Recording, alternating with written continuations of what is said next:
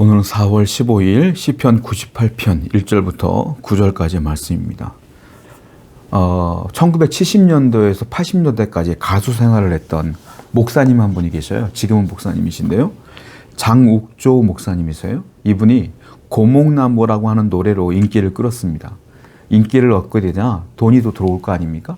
돈을 가지고 또 욕심을 부려요. 그래서 이분이 음반 제작에 또 열을 올리게 됩니다. 돈을 막 투자를 해서 음반 제작을 하는데 그 다음에 앨범이 실패를 하게 되고 음반 제작에 들어간 돈 때문에 빚을 지게 됩니다. 어려움을 당하게 돼요. 그래서 그때에 힘들 때, 낭망에 있을 때 아내가 먼저 크리스찬이었거든요. 아내가 먼저 권유합니다. 교회 같이 가자고. 그래서 그때 아내의 권유에 따라 교회를 가서 예배드리던 도중에 하나님의 은혜를 경험하게 됩니다. 그래서 그분이 목사님이 되시게 되는 것이죠. 그래서 이분이 변화되어지고 예수 그리스도를 영접한 뒤에 노래 하나를 만드셨어요. 복음성가죠. 생명나무라고 하는 노래를 만드셨어요. 원래 자기의 노래는 고목나무인데 반대로 생명나무라는 노래로 만드셨어요. 그분이 인터뷰 가운데 이런 내용이 있더라고요. 저는 고목나무를 부를 때는 저의 인생 가운데 BC였지만 생명나무를 부를 땐 내 인생의 AD로 바뀌었습니다 라고 말하고 있어요. BC와 AD는 어떤 의미인지 알죠? 예수님 만나기 전과 예수님 만난 후로 우리가 BC와 AD라고 얘기를 하지 않습니까? 오늘 시편 98편은 어떤 내용이냐면 이와 같이 예수님 하나님을 정말로 은혜를 경험했던 하나님의 은혜를 경험한 누군가가 기쁨으로 찬양하는 새 노래로 찬양하는 내용입니다. 1절과 2절 볼게요. 새 노래로 여호와께 찬송하라. 그는 기이한 일을 행하사 그의 오른손과 거룩한 팔로 자기를 위하여 구원을 베푸셨음이로다. 여호와께서 그의 구원을 알게 하시며 그의 공의를 나라의 목전에서 명백히 나타내셨도다. 1절과 2절에 반복되어져서 나오는 단어가 있어요. 그게 무슨 말이냐? 구원입니다. 이 구원이라는 단어는 심지어 3절에도 계속 반복되어져서 나옵니다. 그러니까 무슨 말이냐? 내가 구원을 받았으니까 새 노래로 여호와께 감사하며 찬양한다. 제가 새 노래가 어떤 의미인지를 말씀드렸었어요. 새 노래는 하나님을 경험한 사람이 감사하여 부르는 예배, 그 찬양이 바로 새 노래라고 말씀드렸어요. 여기 보니까 구원이라는 것이 너무 감격하여 새 노래로 찬양하는 걸 보게 돼요. 자, 인생을 정의 내릴 때에 수많은 명사들이 명답을 내놨어요, 우리에게. 수많은 명사들 가운데 쇼펜하우어라고 하는 철학자가 우리에게 이렇게 얘기를 했죠. 인생은 고통이다 라고 정의를 내렸어요. 맞는 말이에요. 인생은 다 고통입니다. 불교에서는 인생은 고다라고 말하죠. 고난이다 이 말이에요. 살다 보면 태어날 때부터 우리가 죽는 날까지 고생하다 살다가 세상을 떠나는 거잖아요. 명답입니다. 그리고 샤르트르는 허무 속에서 의미를 찾으라라고 우리에게 명답을 내놨어요. 인생은 보다 허무하다. 괜찮은 것 같고 내가 목표를 갖고 이루어도 허무해진다. 그러니까 그 허무 속에서 우리 인생의 정답을 찾으려고 노력해야 된다. 아주 명답을 내놨어요. 그런데 쇼펜하우어도 샤르트르도 수많은 명사들도 인생의 명답을 내놨지만 인생의 정답은 못 내놨어요. 그렇게 인생이 고통이면 어떻게 할 건데요? 인생의 허무면 어떻게 할 건데요? 어떻게 살아야 되는데요? 라는 정답이 없어요. 그런데 하나님은 우리에게 정답을 제시해 주셨어요. 뭡니까? 내게 나와라. 나를 믿으라. 내가 너를 구원하리라. 구원이라는 정답을 주셨어요.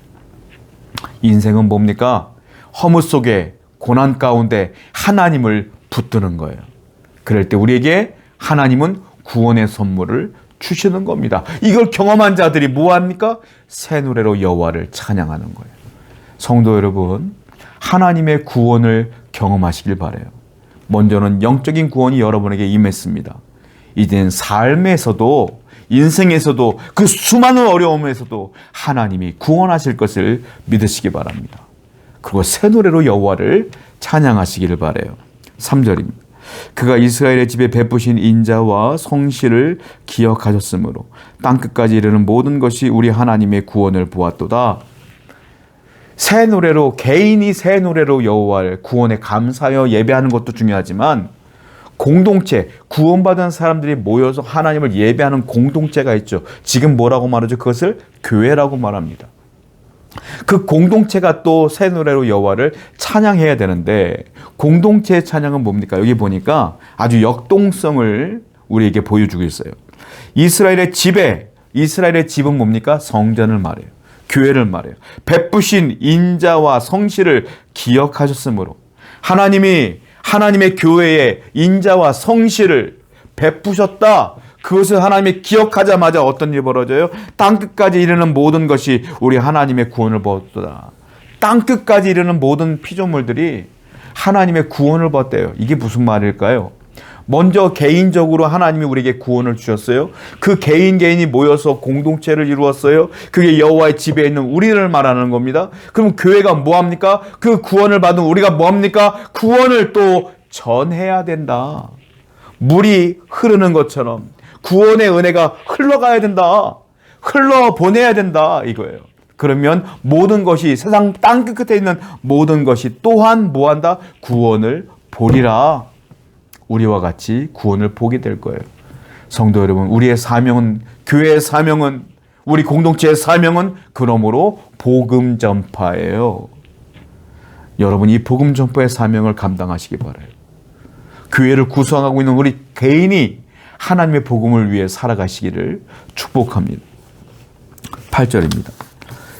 여호와 앞에서 큰 물은 박수할지어다. 산악이 함께 즐겁게 노래할지어다.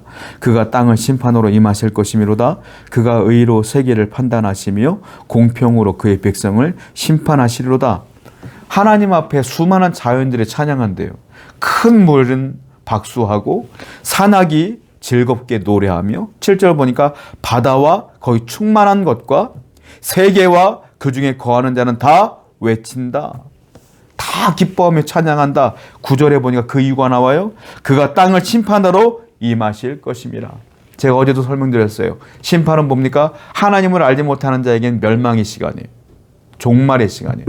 그러나 하나님을 믿는 우리에게는 심판이 뭡니까? 구원의 시간이에요. 이제 정말로 구원받는 날인 거예요. 그러므로 하나님의 은혜를 경험한 사람들은 늘상 뭐가 있느냐? 소망이 있어요. 희망이 있고 소원함이 있어요. 미래에 대한 소망함이 있어요. 하나님을 알지 못하는 사람들은 현실의 벽에 무너지지만 우리는 현실에 어려움이 있어도 그 너머에 있는 하나님의 심판을 보기 때문에 소망이 생기는 거예요. 그래서 믿는 사람들에게는 뭐가 있어야 된다? 늘 감사가 있고 기쁨이 있고 찬양이 있어야 되는 거예요. 오늘도 이 소망함으로 승리하시는 여러분 되기를 축원드립니다. 기도하겠어요. 하나님을 믿는 구원의 백성이 되게 해주셔서 감사합니다. 늘 소망하며 또 기뻐하며 감사하게 하여 주옵소서. 예수님의 이름으로 기도드렸습니다. 아멘.